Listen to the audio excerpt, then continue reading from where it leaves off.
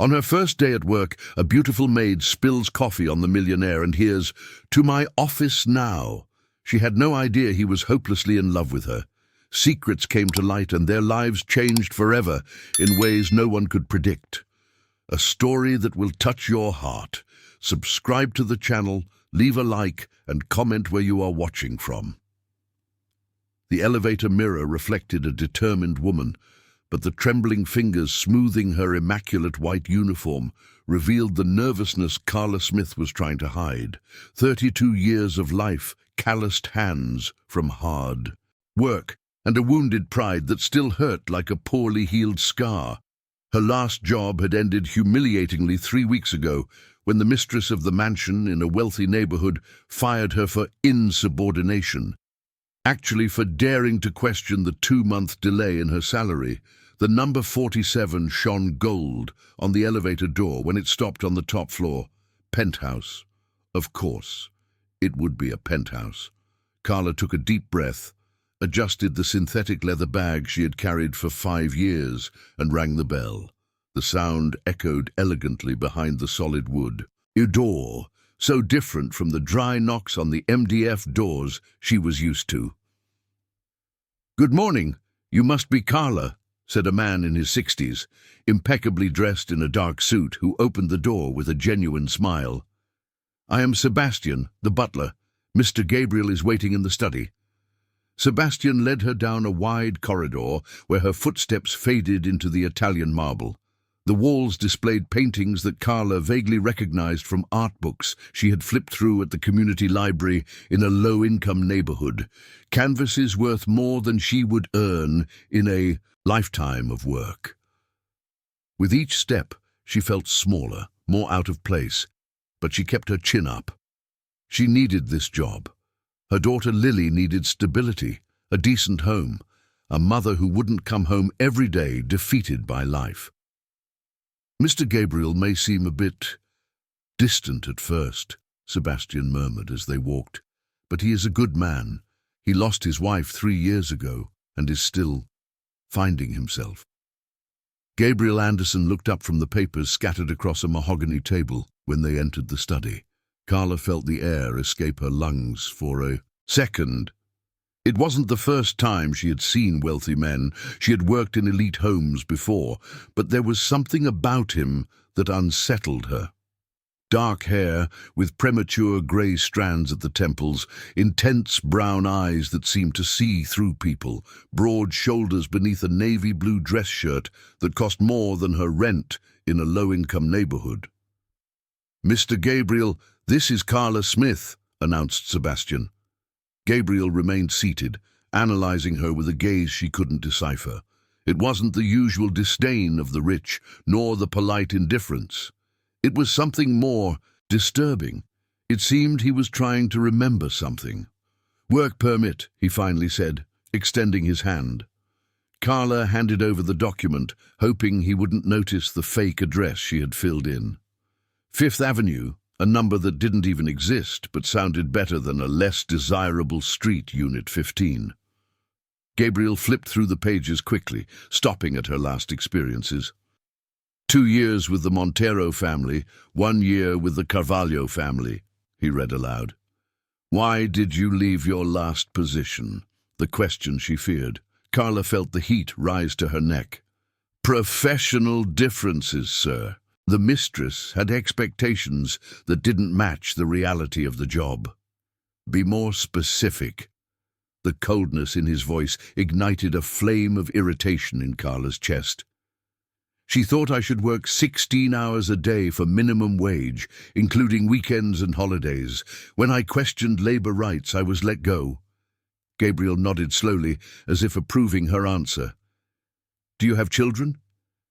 "One daughter, Lily, 7 years old." Carla's voice softened instinctively when speaking about the girl. "She doesn't interfere with my work, sir. She is in full-time school and stays with a neighbor when necessary. The work here is Monday to Friday, 8 hours a day, occasionally some weekends when I have guests. Salary above market average, 13th month, vacation, health plan." Gabriel paused. "Do you accept the conditions?" Carla blinked, surprised. There were no questions about specific experience, detailed references, or that usual humiliation of listing her qualities as if she were at an auction. "I accept, sir." "Great. Sebastian will show you the house and explain the routine. You can start tomorrow at 8 in the morning. Sebastian guided her through all the rooms of the 400-square-foot penthouse. 3 suites, a living room with a panoramic view of Fifth Avenue, a gourmet kitchen larger than many homes Carla knew, a study with floor-to-ceiling shelves filled with books in English, Spanish, and French. Every detail screamed money, but there was a coldness in the environment, as if no one really lived there. "Mr. Gabriel works a lot," Sebastian explained as they showed the study. "He spends most of the day in meetings or traveling. He prefers the house quiet and organized. Coffee always at 7 in the morning, rarely lunch at home, dinner at 8 when he is in town."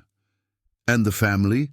Carla asked, noticing the absence of personal photos. Sebastian's face saddened. His wife passed away 3 years ago, cancer. Since then, he has become more reserved. He works too much, goes out little, smiles even less. On the way home that afternoon, Carla felt a mix of relief and apprehension. The job seemed too good to be true. Gabriel Anderson had a terrible reputation in the business newspapers. The tech mogul, ruthless in business, heir who expanded the family empire tenfold. Men like that didn't hire maids without detailed references, didn't offer above-average salaries, didn't show that strange familiarity in their gaze. The bus shook. As she walked through the streets of São Paulo on her way back to the low-income neighborhood, the transition between the two worlds always impacted her, from the mirrored buildings and wide avenues to the narrow alleys and stacked houses on the hillside. When she got off at the final stop, the smell of sewage mixed with the aroma of bread from Mr. Johnson's bakery greeted her as always. Lily ran into her arms as soon as she opened the door to the room they shared in Mrs. Johnson's house. 7 years of pure joy. Curly, hair tied in 2 pigtails, school uniform a bit too big, because Carla always bought a size larger to last longer. "Mommy, Auntie Johnson said you went job hunting today. Did you find one?" "I did, my love." Carla hugged her daughter, feeling the scent of the cheap soap they used. "Tomorrow Mommy starts a new job. Is it far? Will you take long to get home?" The innocent question squeezed Carla's heart. "A bit far, yes, but I will earn enough money for us to rent our own little place soon," while Lily played with a doll with Frayed. Hair in the small space they called home. Carla looked out the window at the city lights beginning to flicker on in the distance. Down there, among the illuminated skyscrapers, was the penthouse where she would work. 2 worlds separated by just a few kilometers and an insurmountable social distance. That night, after Lily fell asleep next to her on the single bed, Carla stayed awake, planning. 1 year, maybe 2 if she was lucky. That was the time she needed to save enough money for her own house, to provide stability for her daughter, to prove to herself that she could rebuild her life after so many setbacks. She had no way of knowing that, at that very moment, just a few kilometers away, Gabriel Anderson was also awake, looking out the window of the penthouse towards the distant lights of the low-income neighborhood, thinking of a woman in a floral dress he had met 3 weeks earlier at a church, organizing a charity festival. A woman who had no idea that fate had just intertwined their lives irreversibly. The first light of dawn filtered through the cheap curtains when the alarm clock went off at 5:30 in the morning. Carla had already been awake for 15 minutes, her stomach churning with anxiety. First day. She couldn't afford to make a mistake. There was no margin for error. Lily mumbled softly, turning to the other side of the bed. Carla kissed her daughter's warm forehead and whispered, "Mommy is going to work, princess. Auntie Johnson will take you to school." The shower was quick. The hot water lasted only 5 minutes in Mrs. Johnson's house. Carla put on the white uniform she had ironed the night before until it was impeccable, tied her brown hair in a low bun, and applied just a touch of light pink lipstick. Nothing flashy. Invisibility was a virtue in domestic work. The journey to the business district took 2 hours between crowded buses and an overcrowded subway. Carla arrived at the building at 7:40, 20 minutes early. The doorman, a middle-aged black man in a pristine uniform, greeted her politely after she identified herself. "First time here, right?" he asked as he granted her access. "I'm Anthony, the doorman for 15 years. If you need anything, just let me know." "Thank you." Carla smiled genuinely. She recognized the solidarity among workers. Sebastian welcomed her at the door of the penthouse with a paternal smile. "On time, Mr. Gabriel appreciates that." He guided her to the kitchen, where a chrome Italian coffee maker awaited on the Carrara marble countertop. His coffee is sacred. Brazilian coffee, dark roast, no sugar, no milk. Always in the blue porcelain cup, never in the white one. Carla observed every detail attentively. The specific cup, the exact temperature of the water, the brewing time.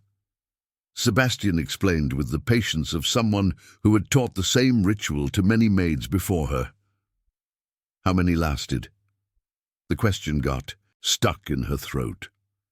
"He drinks coffee at 7 in the morning, in the office, reading the printed newspapers. Financial Times, the New York Times, and the Wall Street Journal, in that order," Sebastian continued. "He doesn't like conversation during morning coffee.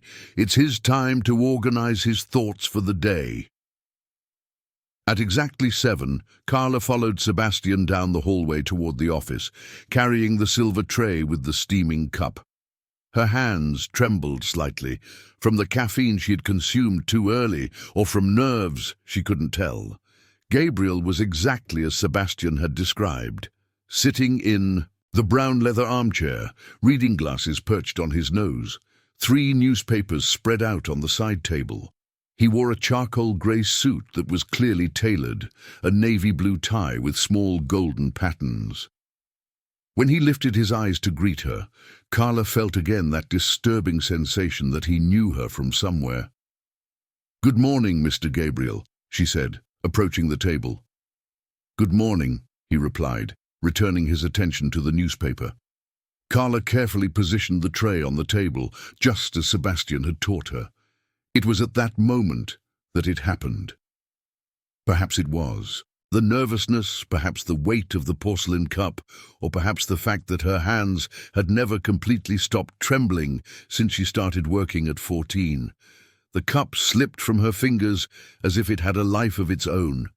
Time stretched like elastic.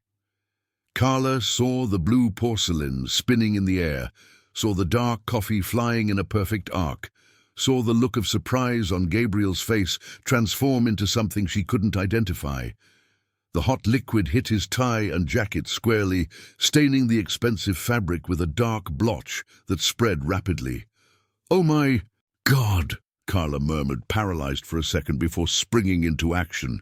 "Mr. Gabriel, I'm so sorry, She quickly bent down to pick up the shards of the cup, not even thinking that she could cut herself. The only thing on her mind was the price of the ruined suit, which probably cost more than 3 months of her salary. It was her first day at work, and she had already destroyed everything. "Stop," said Gabriel, rising from the armchair. His voice was not angry. It was strangely calm, controlled. Carla looked up, still crouched on the floor, waiting for the explosion that was surely coming, waiting for the immediate dismissal, the cruel words about incompetence, about people like her not knowing how to handle fine things. But Gabriel simply removed his jacket with precise movements and extended it to her. "Don't cut yourself on the shards. Sebastian will clean this up." "Sir, I can pay for the dry cleaning, I can—" Carla began to speak hurriedly, still collecting fragments of porcelain. "Leave the shards," he repeated, this time more firmly. It was then that she looked directly at him and saw. There was something in Gabriel's gaze that, was neither anger nor irritation nor the disdain she had expected. It was recognition, as if he were seeing a ghost, as if she were someone he had known a long time ago but couldn't place in his memory. Sebastian appeared at the office door, as if he had a radar for domestic disasters. Did something happen? A small accident, Gabriel said, not taking his eyes off Carla. Can you clean this up, please, Sebastian? As Sebastian worked efficiently with a cloth and a portable vacuum, Carla stood by, wringing her hands, waiting for the verdict. Gabriel had placed the jacket over the back of the armchair and unbuttoned the first button of his white dress shirt. Even without the jacket, even with the stained tie, he radiated a natural authority that intimidated her. "It's your first day," he finally said. "Yes, sir. And I understand if you want to—" "Nervousness is normal," he interrupted her. "The cup can be replaced." Carla blinked, confused. Where was the dismissal? Where was the humiliation she had anticipated? "Sebastian can show you where the spare cups are," Gabriel continued, turning to the bookshelf behind the desk. "And next time, use the white porcelain. It seems the blue one brings bad luck." It was only after leaving the office that Carla realized her legs were shaking. Sebastian, with the discretion of someone who had witnessed many domestic storms over the years, guided her to the kitchen without commenting on the accident. "Mr. Gabriel is different from what I expected," Carla murmured, as Sebastian showed her where the spare cups were. "What do you mean?" "I thought he would fire me on the spot. The papers say he is ruthless in business." Sebastian smiled discreetly. "Business is one thing, Carla. People are something completely different." The rest of the morning passed in a blur of activities. Sebastian introduced her to the other staff. Mrs. Rose, the 50-something cook who worked part-time preparing special meals when Gabriel had guests, and Constance, the cleaning lady who came 3 times a week and had the sharpest tongue Carla had ever encountered. "Another one," Constance grumbled when they were introduced. "How many have passed through here, Sebastian?" 5, 6. "People have their reasons for leaving, Constance," Sebastian replied diplomatically. "Reasons," she scoffed. "A difficult boss is a reason. Late paychecks are a reason. Now, leaving a well-paying job because the man is a bit strange, that's a lack of necessity." Carla absorbed the information in silence. Gabriel was considered strange by his own staff. Interesting. During lunch, which she had alone in the kitchen while Gabriel was in meetings outside the company, Carla had time to observe the house more closely. There was a palpable sadness in the rooms. Expensive furniture, impeccable decor, but no sign that anyone actually lived there. No personal photos, no objects out of place, no hint of hobbies or personal interests. In the library, however, she found something different. Among the technical volumes on economics and management, there was an entire section dedicated to Brazilian literature: Machado de Assis, Clarice Lispector, Guimarães Rosa, Carolina Maria de Jesus. Books she recognized from the community library, authors who made her dream of worlds beyond the harsh reality of a low-income neighborhood. "Do you like to read?" Gabriel's voice startled her. She hadn't heard him arrive and was holding a copy of The Hour of the Star, flipping through the yellowed pages. "I apologize, sir. I was cleaning and—" "You can keep the book if you want," he said, moving closer to the shelf. "I have 3 copies. Carla quickly returned the book to its place. "Thank you, sir, but I can't accept." Gabriel watched her for a long moment, that look of recognition returning to his eyes. "Do you know Clarice Lispector?" "I know some of her books," Carla admitted, lowering her eyes. Talking about literature with her boss felt dangerously close to familiarity. "The Hour of the Star is devastating," Gabriel said, picking up the book and flipping through the pages. "Macabea's story reminds me that dignity has nothing to do with money." The phrase hung in the air between them. Carla looked up, and for a moment saw something vulnerable in his expression, something that didn't match the image of the ruthless businessman from the papers. "I need to get back to work," she said, stepping away from the shelf. "Of course." But just as Carla was almost at the library door, Gabriel spoke again. "Carla?" She turned around. "Welcome home." It was only 3 words, but something in the way he said them made Carla's heart race in a way she couldn't comprehend. And when she finally left the library, she couldn't shake the feeling that Gabriel Anderson was hiding much, more than he let on. The trip back to the low-income neighborhood that afternoon was different. Carla still smelled the spilled coffee on her clothes, still remembered the expression on Gabriel's face when she dropped the cup. It wasn't anger. It was something that resembled tenderness dangerously, and that scared her more than any dismissal. 3 weeks had passed since the accident with the cup, and Carla had already established a meticulous routine in the penthouse.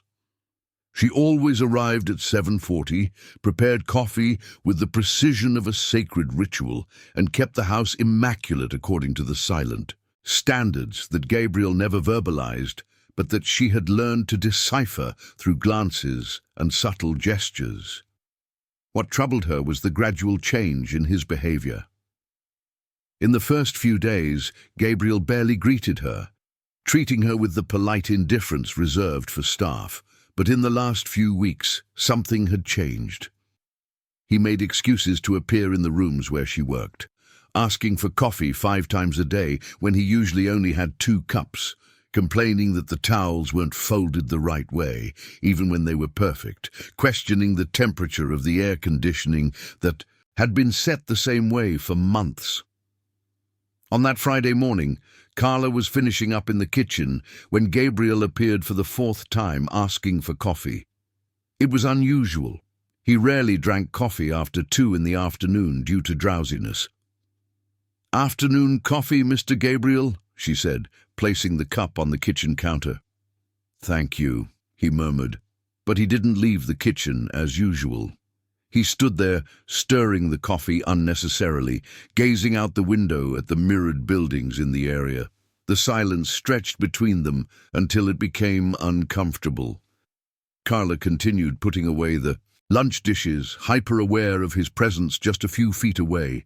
She could feel Gabriel's gaze on her, that strange sensation of being watched that made her nervous. "Carla," he finally said. "Yes, sir."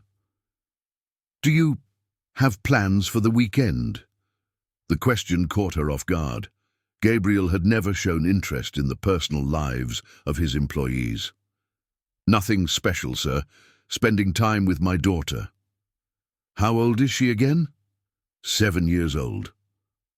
Gabriel nodded slowly, as if he were recording the information. "What's her name?" "Lily." Carla's voice softened instinctively when she spoke of her daughter, as it always did. "Lily," he repeated, almost whispering. "Beautiful name." "Thank you." Another silence settled, but this time there was something different in the air, a tension that Carla couldn't identify. Gabriel sipped his coffee, his eyes fixed on the window, but she could tell his thoughts were elsewhere entirely. "Mr. Gabriel," she said hesitantly, "may I ask if everything is all right? You seem worried." He turned to her with an expression that made her involuntarily take a step back. There was something in his eyes, an intensity that made her feel exposed, as if he could see through the little lies she told every day. The lie about the address on her work ID, the lie that everything was fine when she came home exhausted every night, the lie that she hadn't noticed how he watched her. "Everything is fine," he finally said, but his voice came out too hoarse to sound convincing. Carla went back to putting away the dishes, but she could feel that Gabriel hadn't moved. When she finished and turned to leave the kitchen, she almost bumped into him. They were too close. She could smell his expensive cologne, see the small wrinkles around his brown eyes, notice that there was a small scar on his chin that wasn't visible from afar. "Excuse me," she murmured, trying to step away. "Carla," Gabriel said, and this time there was something urgent in his voice. She stopped, her heart racing for no apparent reason. "Sir?" For a moment, it seemed he was going to say something important. His eyes scanned her face as if he were memorizing every detail. Carla felt heat rise to her neck, a strange and disturbing sensation that made her want to run. "Nothing," he finally said, taking a step back. "You can go." Carla left the kitchen with shaky legs, not understanding what had just happened. That moment of closeness, the intensity in his gaze, the way he had spoken her name. There was something wrong there. Or perhaps there was something dangerously right, and that possibility terrified her even more. In the service bathroom, she washed her face with cold water and looked at herself in the mirror. "Don't be an idiot, Carla," she murmured to her own reflection. "He's your boss. A wealthy man who could have any woman he wanted. You're just the maid." But on her way back to the low-income neighborhood that afternoon, she couldn't shake the expression on Gabriel's face when he had pronounced her daughter's name. As if Lily were someone important to him, as if she were more than just the daughter of an employee. The answer to the mystery came on Saturday in a way that Carla could never have imagined. Lily had asked to visit the church they used to go to before Carla got the job in the penthouse. It was a small evangelical church in a neighborhood, far from the low-income neighborhood, but it offered free activities for children and where Carla had found support during the most difficult times in her life. Pastor Mark greeted them with his usual warm smile. "Carla, Lily, what a pleasure. How's the new job?" "It's going well, Pastor. Thank you for recommending me for the position." "Recommended?" Pastor Mark frowned. "Carla, I didn't recommend you for any position." Carla's heart skipped a beat. "But the butler's sister said that you had mentioned me." "Oh, yes." His face lit up. "Mrs. Smith mentioned that you were looking for work, but it was that volunteer guy who suggested she talk to her brother." "What volunteer guy?" "That tall, dark-haired guy who has been helping organize the charity events. Gabriel, if I'm not mistaken. He participates in the support group for widows on Thursdays." Carla felt the world spin around her. "Gabriel." "Yes, Gabriel Anderson. A very polite guy, somewhat reserved. He lost his wife a few years ago. He was here on the day of the summer festival 3 weeks ago when you were helping with the decorations. Remember? You were hanging the colorful banners, laughing that way of hers." The pastor's words faded into the buzzing that filled Carla's ears. Gabriel. Her boss, Gabriel, had been at the church. He had seen her at the summer festival. He had arranged the job for her through Mrs. Smith, Sebastian's sister. "Mom, are you okay?" Lily tugged at the sleeve of Carla's dress, worried. "I'm fine, sweetheart." But her voice came out too shaky to sound convincing. Throughout the ceremony, Carla couldn't focus on the sermon. Her mind was racing, connecting dots that now made a chilling sense. The ease with which she had gotten the job without detailed references, the look of recognition on her first day, the way Gabriel constantly watched her, the fabricated coffee requests. The question about Lily. He knew her before she even knew who he was. On the way home, Lily chattered excitedly about her friends from church, but Carla only nodded absently. Her mind was miles away, in the penthouse in the business district, trying to understand Gabriel Anderson's motivations. Why had he created the job opportunity for her? What did he expect in return? Was she just another object of charity to ease the conscience of a wealthy man? Or was it something worse? Some kind of twisted interest in vulnerable women? Sunday passed slowly, with Carla alternating between indignation and confusion. How dare he manipulate her life this way, decide for her without her consent, turn her into an object of pity? But beneath the anger, there was something even more disturbing, The memory of how he had said Lily's name, the unexpected kindness when she spilled the coffee, the conversation about Clarice Lispector, moments that felt too genuine to be part of some perverse game. On Monday morning, Carla arrived at the penthouse with a steely determination. She needed answers. She needed to understand what kind of man Gabriel Anderson was and what he truly wanted from her. Sebastian greeted her as always, but Carla noticed something different in the butler's gaze, an excessive kindness, as if he knew she had discovered something. "Sebastian," she said, stopping him before he left the kitchen, "can I ask you a question?" "Of course, Carla." "Your sister, Mrs. Smith, does she really work at the church?" Sebastian's face betrayed nothing, but Carla saw the microscopic hesitation before he answered. "Yes, she does. She's been a volunteer for years." "And was she the one who suggested my name to Mr. Gabriel?" This time, the pause was longer. "Yes, she was."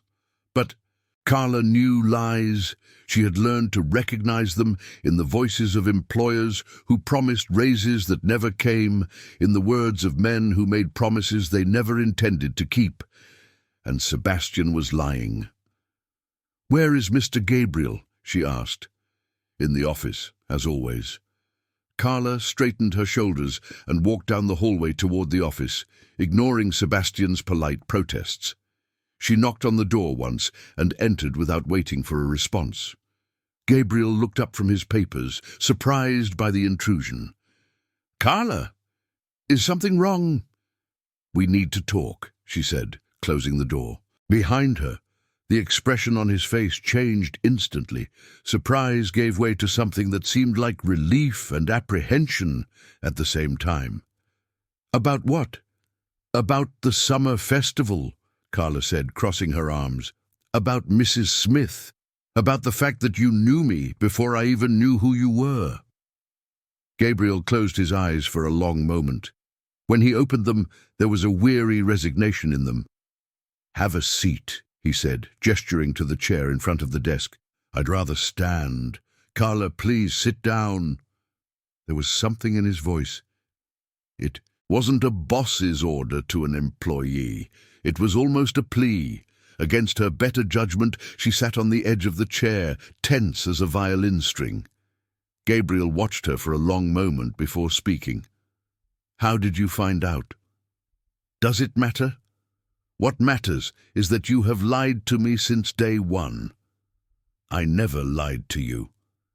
"Omitting is lying," Carla shot back, her voice trembling with contained indignation. "You knew me from the church. You arranged this job for me. You treated me as if we were strangers when you knew exactly who I was." Gabriel stood up from his chair and walked to the window, turning his back to her. "I saw you at the church, yes. At the charity summer festival. And you were hanging colorful banners. You wore a blue floral dress. You were laughing." His voice came out almost in a whisper. "I couldn't stop looking at you." Carla felt something strange in her chest, a mix of anger and something she didn't want to identify. "So you decided to make me your charity project?" Gabriel turned to face her, his eyes shining with intense emotion. "That's not it. Then what was it? Fun? Entertainment for the bored rich man?" "You don't understand." Gabriel took a step toward her. "Then explain it to me." Carla stood up from the chair, all the frustration of the past weeks exploding. "Explain to me why a man like you would arrange work for a woman like me. Explain to me why you keep making excuses to show up where I'm working. Explain to me why you look at me as if—" She stopped abruptly, realizing she had gone too far. Gabriel was now less than 2 meters away, and the intensity in his gaze made her swallow her words. "As if what?" he asked, his voice dangerously low. Carla lifted her chin, gathering the fragments of dignity she had left. "As if I were more than your employee." The silence that followed was deafening. Gabriel stared at her as if she had just revealed his deepest secret, and perhaps she had. "You are more," he finally said, so quietly that she could barely hear. The words floated in the air between them like a dangerous confession. Carla felt the ground shift beneath her feet. "I need to get back to work," she murmured. She walked towards the door. "Carla, wait." But she had already left the office, leaving Gabriel alone with the echo of words he couldn't take back and the certainty that everything between them had changed irreversibly. The week following the confrontation in the office was marked by a careful dance between Carla and Gabriel. They moved around the penthouse like two magnets of the same polarity, always aware of each other's presence, but maintaining a safe distance that neither dared to break. Carla arrived promptly at 7:40, prepared the coffee with the same precision as always, but now avoided any unnecessary encounters. Gabriel, for his part, had stopped his constant visits to the kitchen and the made-up coffee requests. When they crossed paths in the hallways, he would murmur a polite, "Good morning," and she would respond with a nod, both pretending that the conversation in the office had never happened. But Sebastian, with his 60 years of wisdom and 20 years of experience in that house, noticed everything. On Thursday afternoon, while Carla was organizing the community library, he appeared with a tray of tea that she hadn't requested. "I thought you might need some tea," he said, placing the tray on the coffee table. "Thank you, Mr. Sebastian, but I'm fine." "Are you really?" He looked at her with that paternal gaze that always disarmed her. "Because it seems to me that both you and Mr. Anderson are walking on eggshells around the house." Carla stopped arranging the books. "I don't know what you're talking about." "Carla, my dear." Sebastian sat down in the nearby armchair. "I've worked in this house for 20 years. I've seen Mr. Anderson go through very difficult times.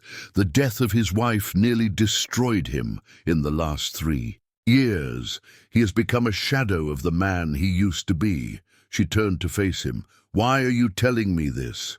"Because since you arrived here for the first time, I see life in his eyes again." Sebastian paused significantly.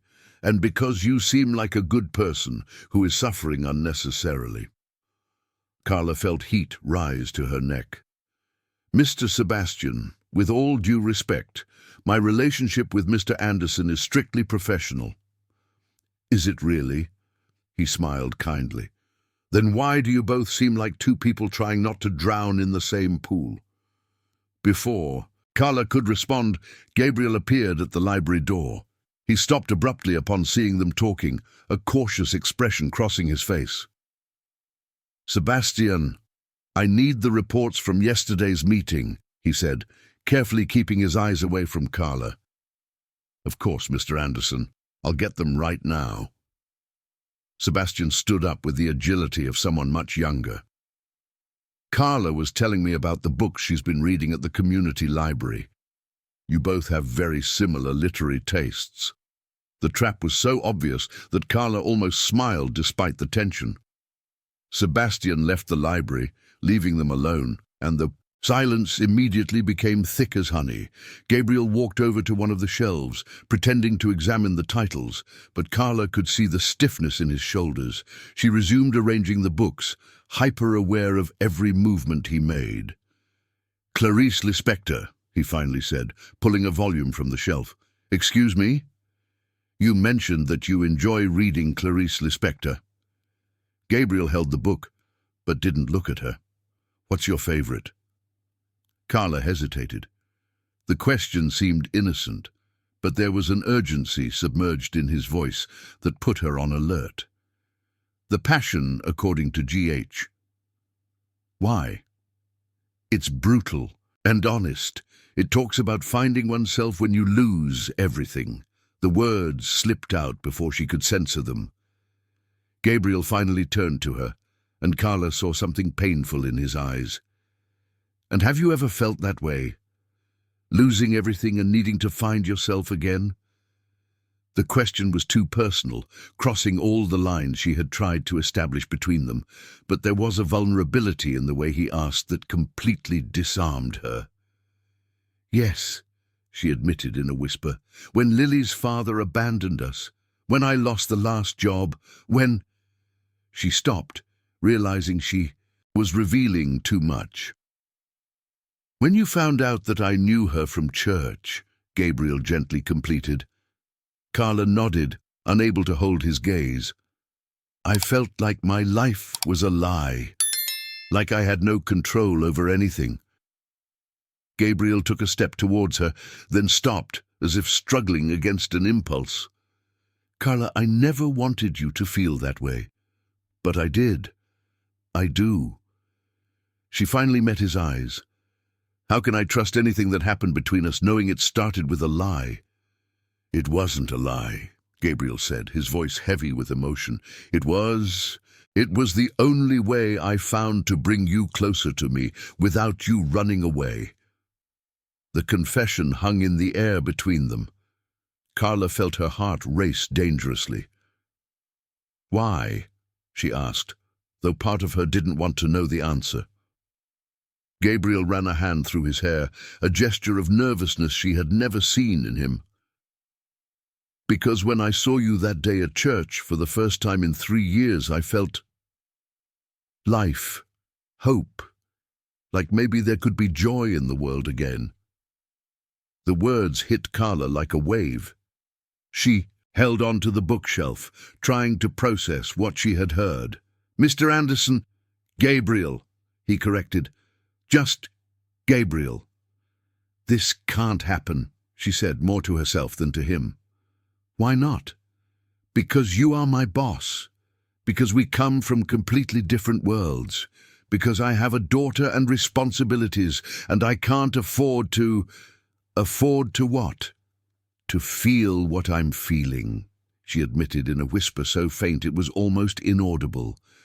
The silence that followed was laden with everything that was left unsaid. Gabriel took another step towards her, and this time he didn't stop. When they were close enough for her to feel the warmth radiating from him, he reached out and gently touched her face. "I'm feeling it too," he said. His voice hoarse. "And it's scaring me just as much as you." His hand touching Carla's face sent electric shocks throughout her body. She closed her eyes for a moment, allowing herself to feel the tenderness in the gesture, before reason returned like a cold shower. "No," she said, pulling away. "This is madness." "Why is it madness?" "Because men like you don't fall in love with women like me." The words came out louder than she intended, laden with all the wounds and humiliations she had accumulated throughout her life. "Men like you have fun with women like me, use us when it's convenient, and then discard us when they tire of novelty." Gabriel's expression changed as if she had slapped him. "Is that what you think of me?" "I don't know what to think of you. You've lied to me since day one. Manipulated my life, brought me to your house under false pretenses. I fell in love with you." The confession exploded from him with a force that surprised them both. "I fell in love with a woman I saw for 5 minutes at a summer festival, laughing while hanging colorful decorations. And when I found out you needed a job, yes, I created an opportunity because I couldn't get you out of my head." Carla stood still, her heart pounding so hard she was sure he could hear it. "I don't know how to approach someone normally," Gabriel continued, his voice breaking slightly. "I haven't felt anything for anyone in 3 years. 3 years living like a ghost. And then you show up and suddenly I remember what it's like to be alive." Tears burned in Carla's eyes. Part of her wanted to throw herself into his arms, to believe those words were true, that a man like Gabriel could really love a woman like her. But the rational part, the part that had been hurt and humiliated so many times before, kept her anchored in reality. "And when you tire of me," she asked, her voice trembling, "when you realize I'm just an ordinary woman living in a low-income neighborhood with a daughter to raise, what happens to me then?" Gabriel looked at her with an intensity that made her tremble. "That will never happen. You can't guarantee that." "I can, because what I feel for you isn't based on where you live or how many zeros are in your bank account. It's based on how your eyes shine when you talk about Lily, on how you treat Sebastian with respect even when no one is watching, on the strength you show every day simply by existing and fighting for a better life for your daughter." Gabriel's words hit all the defenses Carla had built. The tears she had been holding back finally streamed down her face. "I'm scared," she admitted. "So am I." Gabriel reached out his hand again, and this time she didn't pull away as he wiped her tears with his thumb. "So what do we do now?" she asked. "I don't know," he admitted, "but maybe we can figure it out together." Carla closed her eyes, allowing herself for a moment to imagine what it would be like to trust him, what it would be like to believe that someone like Gabriel could really love her for who she was. But when she opened her eyes, reality returned like an insurmountable wall. "I need to think," she said, gently pulling away. Gabriel nodded, though she could see the disappointment in his eyes. "How long do you need?" "I don't know, I just need to process all of this." "That's fine." He took a step back, giving her space. "But Carla." "Yes?" "Don't let fear decide for you. We've both wasted too much time being afraid." When Carla left the library that afternoon, she felt as if she had run a marathon. Gabriel had exposed all the feelings she had been trying to ignore, had put into words everything she had felt but hadn't dared to name. On the trip back to the low-income neighborhood, she couldn't stop thinking about his words. "I fell in love with you." There was a raw sincerity in the way he had said it that resonated in her chest like a bell. But the echoes of all the times she had been hurt by trusting men who promised more than they could give also resonated. Lily's father, who had promised to marry her and then disappeared when he learned of the pregnancy. The previous boss, who had hinted at favors in exchange for job security. Men who saw women like her as temporary entertainment. Gabriel seemed different. He felt different. But would it be enough to overcome years of wounds and a social chasm that felt insurmountable? Carla had no answers. She only had a broken heart caught between fear and a hope she barely dared to nurture, and the certainty that whatever her decision was, it would change her life forever. Carla's decision came in a way she could never have predicted. On the Monday following Gabriel's confession, she arrived at the penthouse as usual, but found Sebastian waiting for her in the kitchen with a serious expression that immediately put her on alert. "Is something wrong?" she asked, taking her bag off her shoulder. "Mr. Anderson had to travel to San Jose during the night. Emergency meeting at the factory. He'll be away until Thursday." Carla felt a strange mix of relief and disappointment. She had spent the entire weekend mentally rehearsing the conversation she would have with him, weighing every word, every possible reaction. Now she would have to wait a few more days. "But he left something for you," Sebastian continued, pulling an envelope from his pocket. Her name was written in Gabriel's elegant handwriting. Carla took the envelope with trembling hands, recognizing the weight of the expensive paper. "I'll let you read it in private," Sebastian said, discreetly stepping away. Carla carefully opened the envelope. Inside was a single sheet of paper, and something that made her stop breathing. 2 tickets to the show The Lion King at the theater, scheduled for the following Friday. The letter was brief. "Carla, I know you need time to think, and I will respect that. But I found out there's a show that Lily might enjoy. If you accept, the tickets are yours, no strings attached. Just a way to say thank you for making my house a home again, even if just for a short time. With affection, Gabriel." Carla reread the letter 3 times, her heart heavy. It was a typical gesture from him, generous, thoughtful, and putting her in an impossible position. How could she accept such an expensive gift? How could she refuse something that would bring so much joy to Lily? The rest of the week passed in a blur of internal conflicts. Carla kept the tickets in the kitchen drawer, taking them out to look at several times a day. Lily had mentioned The Lion King a few weeks earlier after seeing a commercial on Mrs. Johnson's television.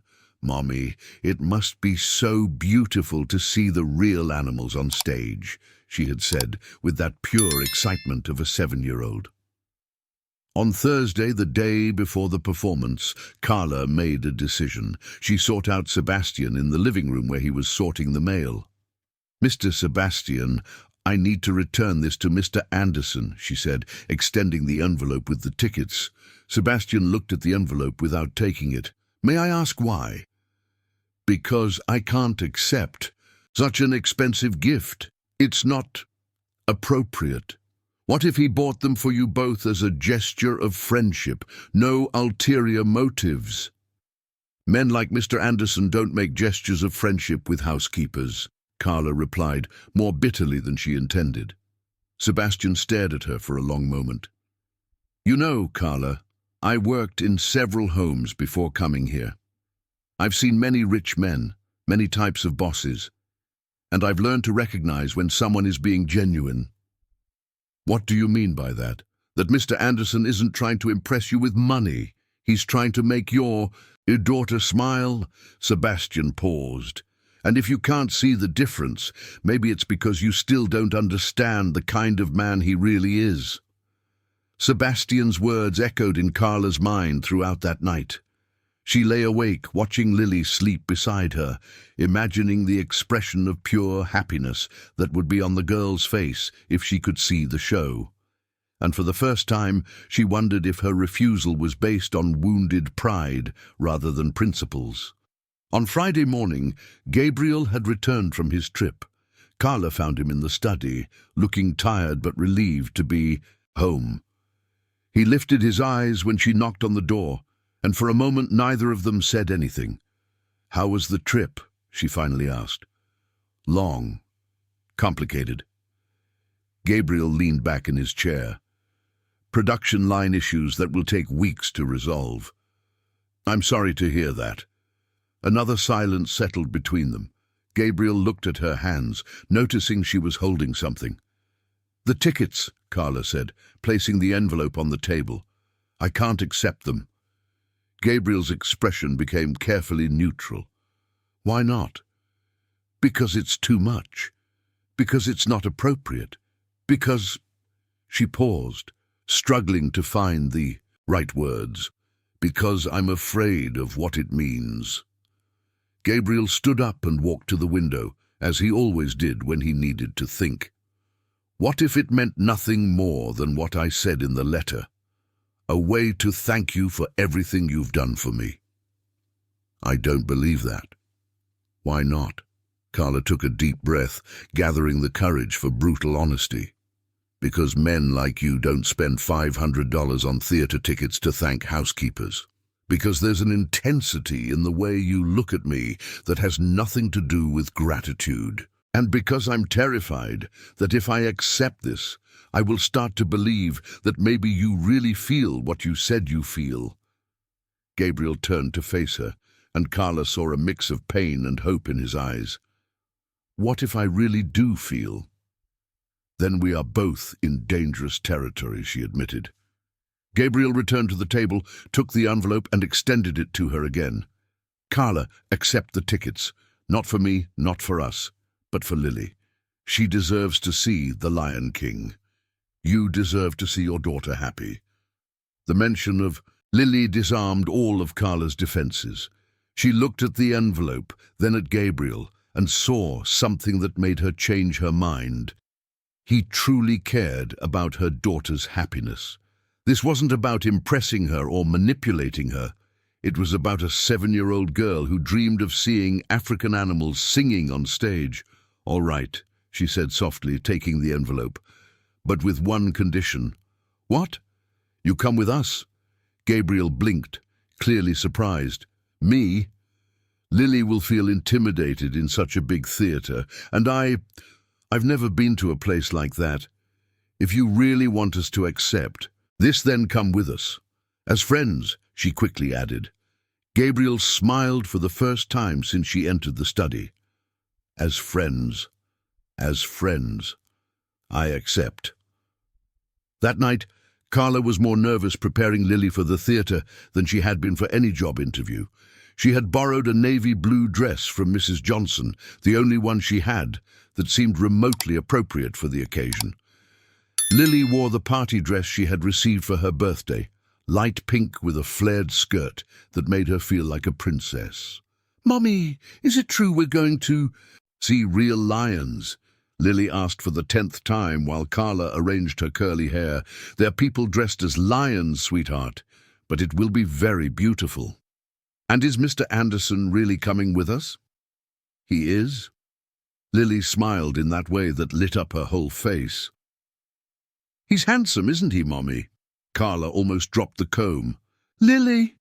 "It's just a question. Aunt Faye said he's handsome."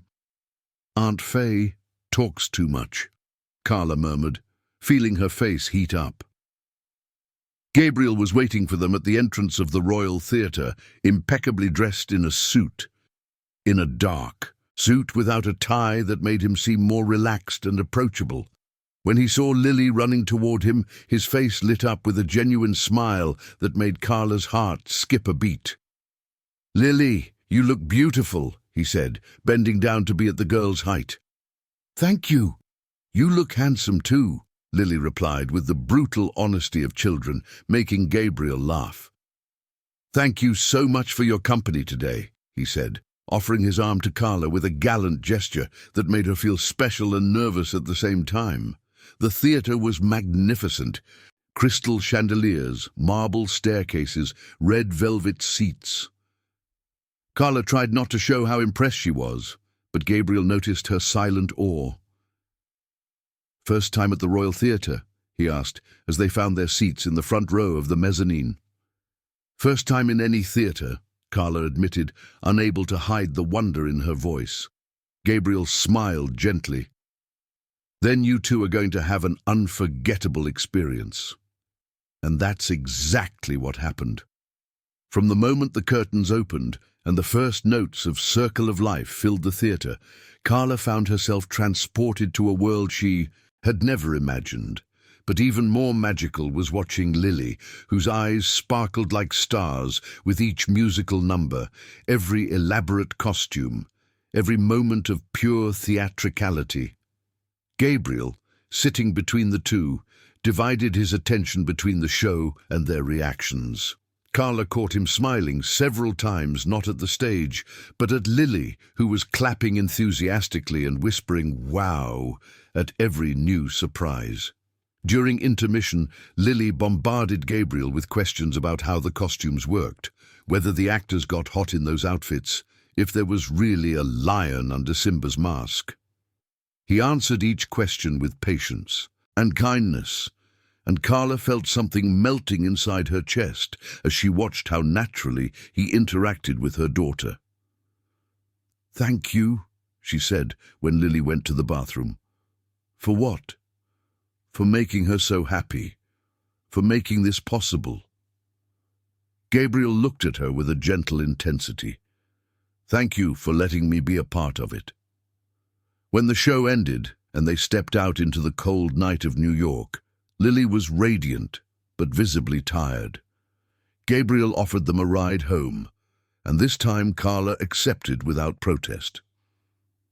During the drive to the low-income neighborhood, Lily fell asleep in the back seat, her head resting against the window.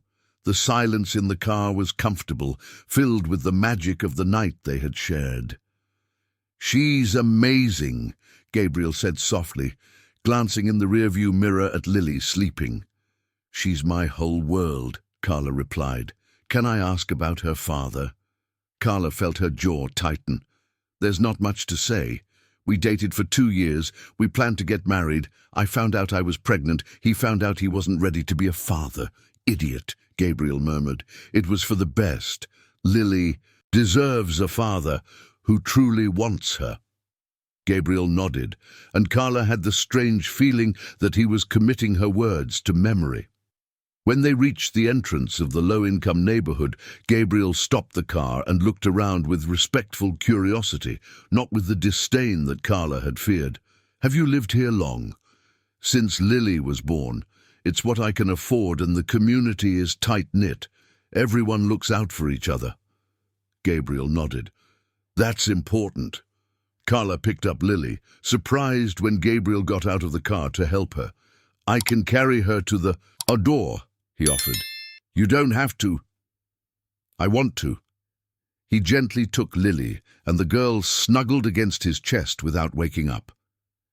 Carla guided them through the narrow alleys to Mrs. Johnson's house, hyper-aware of the neighbors watching from their windows, not with judgment, but with respectful curiosity. At the door, Gabriel carefully returned Lily to Carla's arms. "Thank you for the night," she said. "Lily will be talking about this for weeks." "And you?" The question caught her off guard. Carla looked into his eyes in the dim streetlight and saw the same vulnerability she had discovered in the office.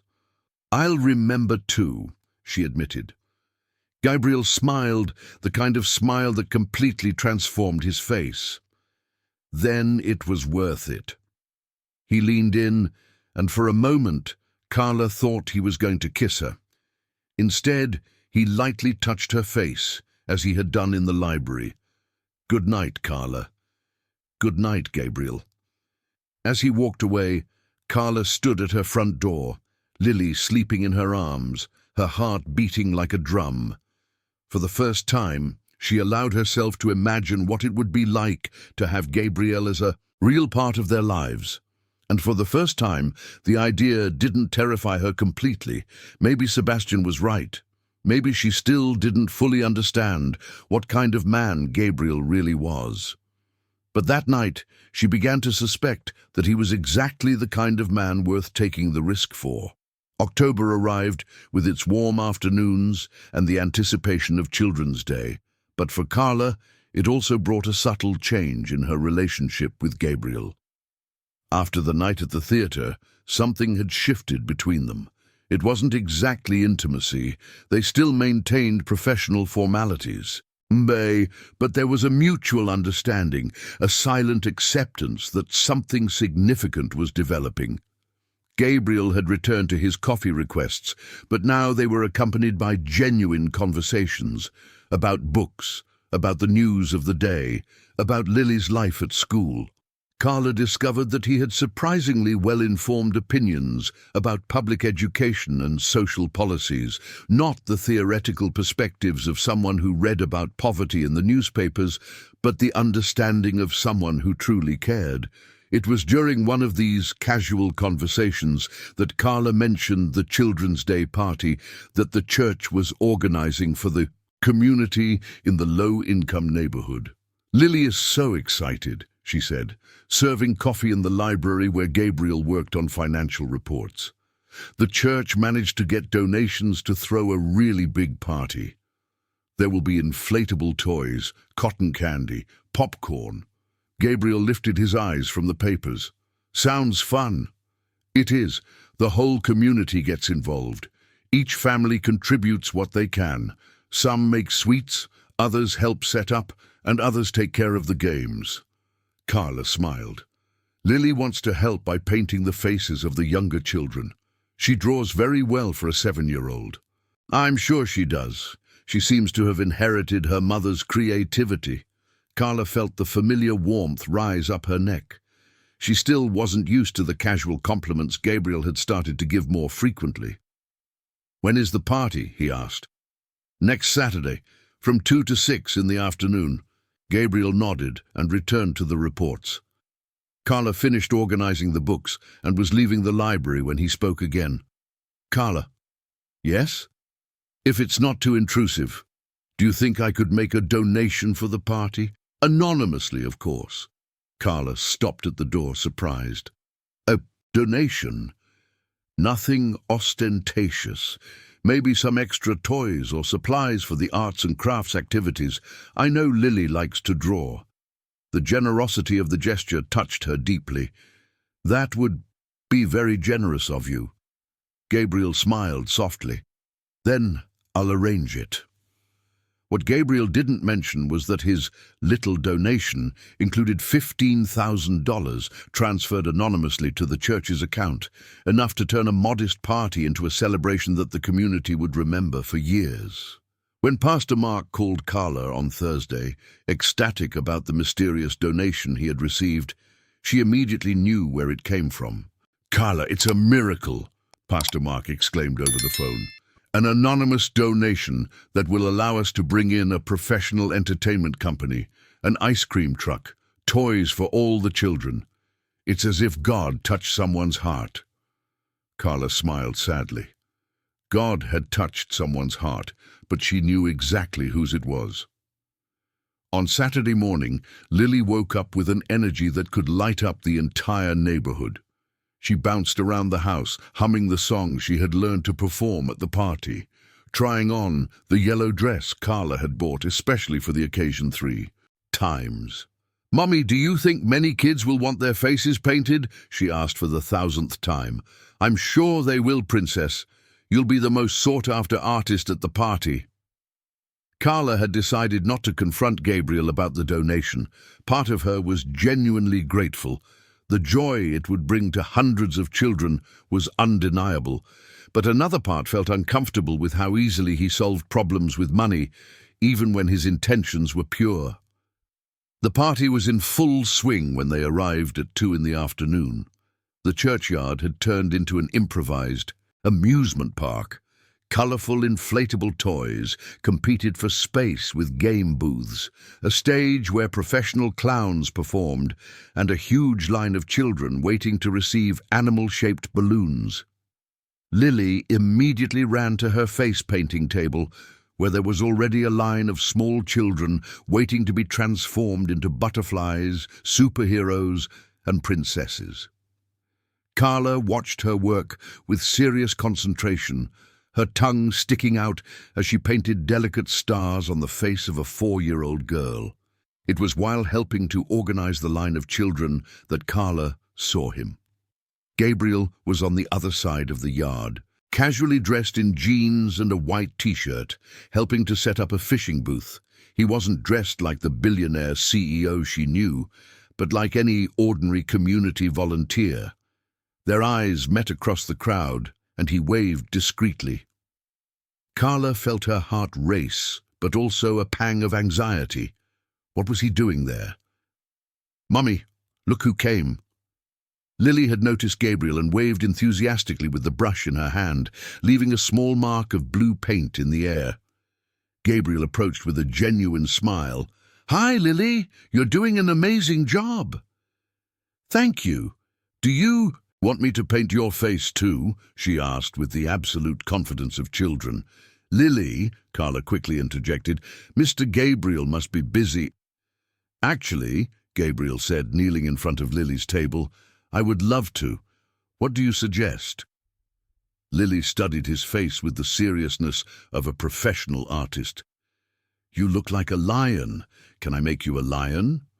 Gabriel laughed, and the sound spread something sweet through Carla's chest. "Perfect. Kings of the jungle should look like kings of the jungle." As Lily worked, focused on transforming Gabriel into a realistic lion, Carla couldn't take her eyes off the scene.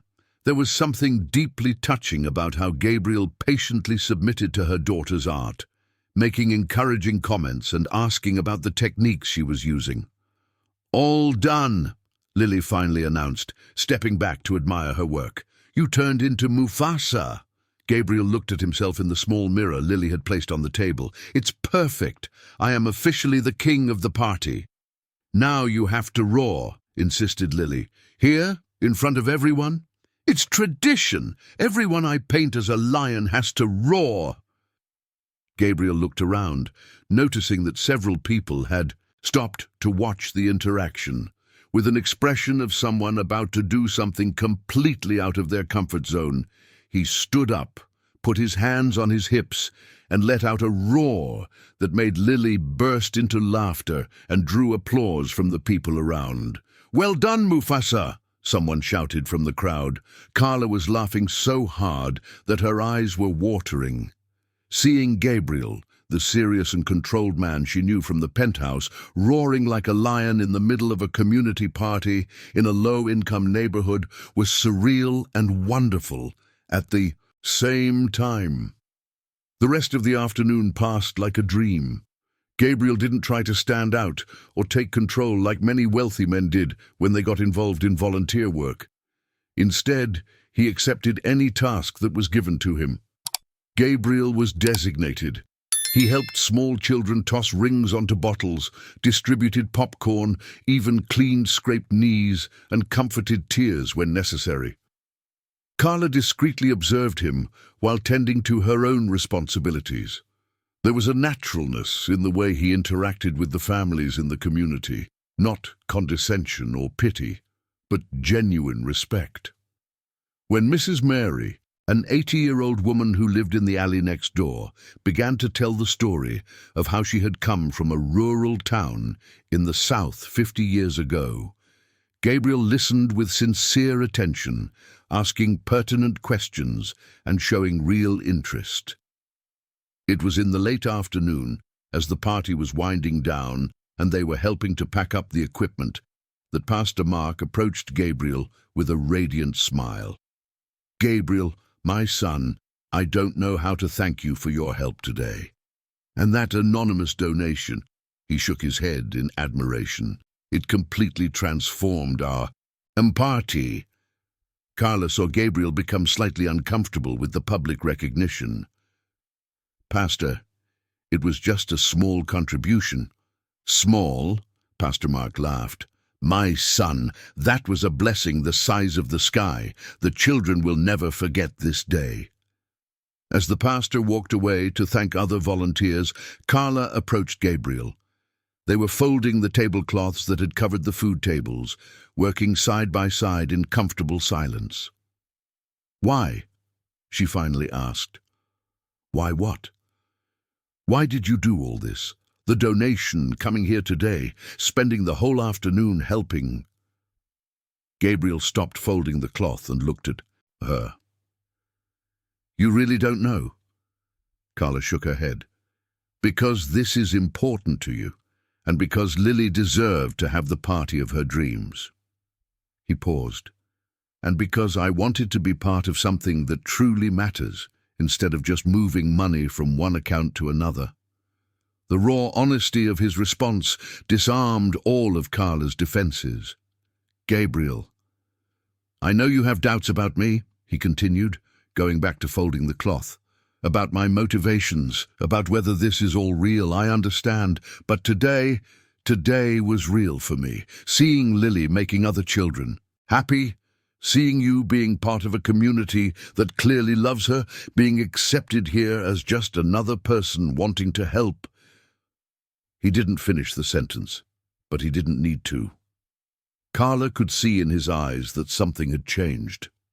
The party hadn't just been about charity or impressing her, it had been about belonging, about real human connection. "Lily really enjoyed having you here," she said softly. "And you?" Carla looked around the churchyard, where Gabriel had spent hours helping strangers without expecting anything in return, where he had let his daughter paint him and roar like a lion in front of everyone. She looked at the paint stains on his white t-shirt, at his slightly tousled hair, at the genuine smile that had been on his face all afternoon. "I enjoyed it too," she admitted. And at that moment, as the sun set over the low-income neighborhood and Lily ran around them, trying to pop the last balloons from the party, Carla finally understood what Sebastian had been trying to tell her. Gabriel wasn't trying to buy her or impress her with grand gestures. He was simply trying to be part of their lives in the only way he knew how, and maybe, just maybe, that was enough to start something real. November brought the summer rains and an almost imperceptible change in the dynamic of the penthouse. Gabriel had started working more from home, claiming he needed concentration for an important project. Carla suspected the real reason was to have more opportunities for interaction with her, but she didn't comment. There was something comforting about his constant presence, even when they kept their conversations within the safe limits of professional formality. It was on a rainy Thursday morning that Sebastian appeared in the kitchen with a worried expression that immediately put Carla on alert. "Is something wrong?" she asked, stopping her organization of the pantry. "Isabella's school called. She's not feeling well. High fever." Carla's blood ran cold. Isabella had woken up with a slight cough, but she had seemed well enough to go to school. "What kind of fever?" "They didn't specify, but they asked for you to pick her up immediately." Carla was already taking off her apron, her mind racing, calculating transport time, lines at the health clinic, possible complications. "I need to go get her now." "Of course, Mr. Gabriel has already authorized your departure." And Carla... Sebastian hesitated. "If you need anything at all, you can call." The school was almost an hour away using public transport. When Carla finally arrived, she found Isabella in the infirmary, small and fragile, with flushed cheeks from fever and glassy eyes. "Mommy," Isabella murmured when she saw her extending her little arms. "I'm here, sweetheart. Mommy is here." Carla picked her daughter up, alarmed by the heat radiating from her small body. The fever was very high. The school nurse, a kind, middle-aged woman, approached with a worried expression. The fever rose. "Very quickly. It started an hour ago and is already at 39 degrees. I recommend you see a doctor immediately." Carla nodded, already mentally calculating the waiting time at the nearest health clinic. Hopefully, it would only be 3 or 4 hours in line. Isabella didn't seem to have that time. The trip back was a nightmare. Isabella fell asleep in Carla's lap during the bus ride, her small body trembling occasionally. Carla alternated between checking her daughter's temperature and quietly praying that it was just a common cold. When she arrived at the health clinic in the low-income neighborhood, the line was even longer than she had imagined. At least 50 people were waiting for care, and some looked like they had been there for hours. Carla took a ticket and sat in one of the plastic chairs, Isabella sleepily nestled in her arms. This was how Gabriel found them. Carla didn't see him arrive. She was too focused on checking if Isabella's breathing remained steady. She only noticed his presence when a familiar shadow fell over them, and she looked up to find Gabriel standing beside her, a deep expression of concern on his face. "How is she?" he asked, crouching down next to their chair. "Gabriel, how did you know where we were?" "Sebastian told me. I came as soon as I could." He reached out to gently touch Isabella's forehead. "Is the fever still high?"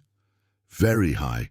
We're waiting for care, but the line is huge and she—" "Come with me," Gabriel said, standing up. "What do you mean?" "I know an excellent pediatrician. He can see her now." Carla shook her head automatically. "Gabriel, I can't accept that. A private doctor must cost—" "Carla," he interrupted her, his voice firm yet gentle. "Isabella needs medical attention now, not in 4 hours. Let me help." There was something in the urgency of his voice that dissolved all of Carla's objections. Isabella murmured something incoherent and snuggled closer to her, and Carla felt the fear grow in her chest. "All right," she conceded. Gabriel had already called someone while they walked to the car. "Dr. Henry, Gabriel Anderson, I need an urgent favor. A child with a very high fever. Yes, we can be there in 15 minutes. Thank you very much."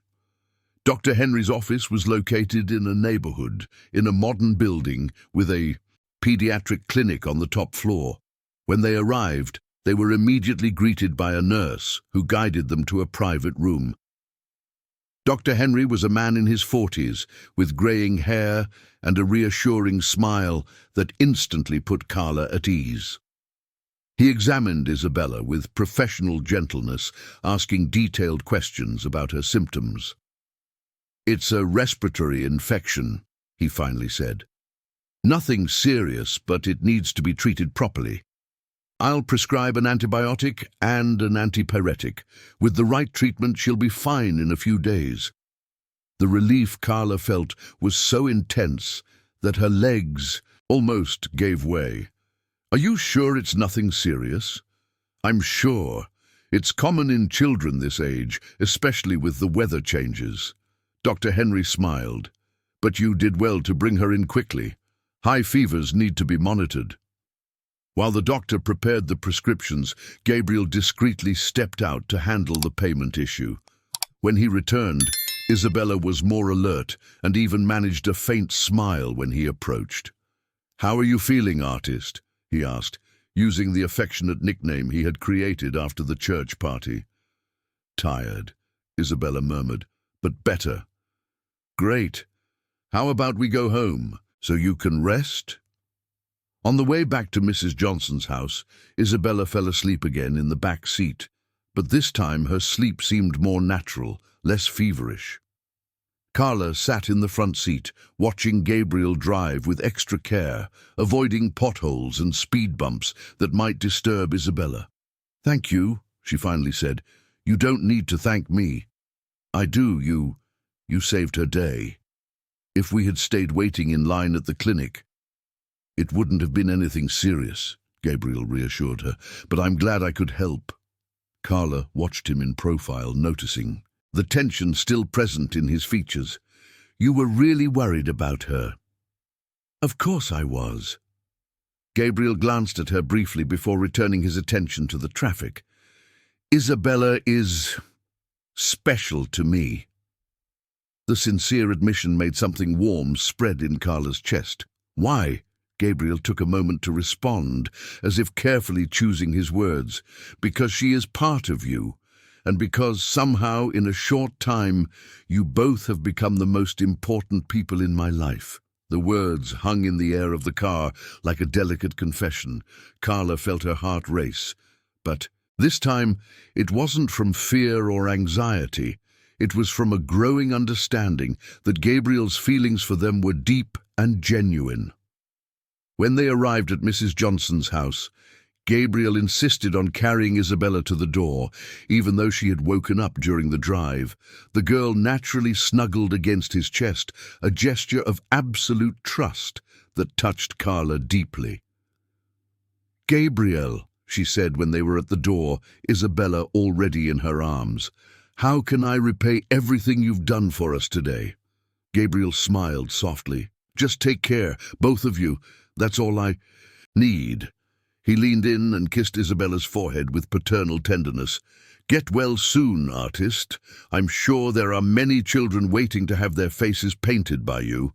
Then, surprising Carla, he leaned in and lightly kissed her cheek. "Take care too. And if you need anything during the night, anything at all, call me." Carla spent the night caring for Isabella, administering the medications at the right times and checking her temperature regularly. The fever gradually subsided, and the next morning Isabella was already asking for toast with jelly and wondering if she could draw a picture to thank Uncle Gabriel for taking care of her. "Uncle Gabriel?" Carla asked, surprised by the title her daughter had given him. "That's how I think of him," Isabella explained with the simple logic of children. "He takes care of us like an uncle would." Carla didn't correct her. There was something comforting in the way Isabella had categorized Gabriel in her family relationships. Not as a stranger, not as her mother's boss, but as someone who somehow belonged to the circle of people who cared for them. That afternoon, when she called Gabriel to update him on Isabella's condition, her voice sounded different on the phone, closer, more intimate. "The fever is completely gone," she reported, "and she's making a drawing to thank you. I'm very glad to hear she's better." There was genuine relief in his voice. "And you? How are you?" "Tired, but fine. Gabriel, yesterday was—" "What was it?" Carla took a deep breath, seeking courage for honesty. "It was the first time I felt like I had someone besides myself to care for her. It was nice not to be alone." The silence on the other end of the line lasted so long that she thought he had said something wrong. "Gabriel." "I'm here," he said, his voice rougher than usual. "And you will never be alone again, not as long as I can help it." When he hung up the phone, Carla realized that something fundamental had changed, not just regarding Gabriel, but about herself. For the first time in years, she had allowed someone to take care of her and Lily, and the sky hadn't fallen. Maybe being alone wasn't the only way to be strong. Perhaps accepting help from someone who genuinely cared was in fact a different form of courage. And maybe Gabriel was right when he said they would never be alone again. December arrived with the typical warmth of summer in New York and a transformation that Carla hadn't expected. Gabriel had started to include her in household decisions, not as a servant following orders, but as someone whose opinion truly mattered. He consulted her about the menu when hosting work guests, asked for suggestions for Christmas decorations, and even discussed the articles he read in the newspapers during breakfast. The change was subtle, but Sebastian noticed. "You two look like a couple discussing household organization," he commented one morning, while Carla arranged flowers that Gabriel had insisted on buying for the dining table. "Don't be ridiculous," Carla protested, but felt her face heat up. "I'm just saying I've never seen Mr. Anderson ask anyone if they preferred roses or lilies in the decor." It was true. Gabriel had spent 15 minutes at breakfast discussing flower colors with her, as if her opinion on the aesthetics of the home was the most important thing in the world. And the way he listened to her suggestions, genuinely paying attention, made her feel valued in a way she had never experienced. But while December brought this natural closeness between them, it also brought Natalia Fontaine back into Gabriel's life. Carla was organizing the community library on a Thursday afternoon when she heard voices at the apartment entrance. A male voice she recognized as Gabriel's, and a female voice she didn't know. Melodious, polite, with that refined New York accent of the upper classes. "Gabriel, darling, you have no idea how much I've missed you," the voice said, followed by the sound of high heels on the marble hallway.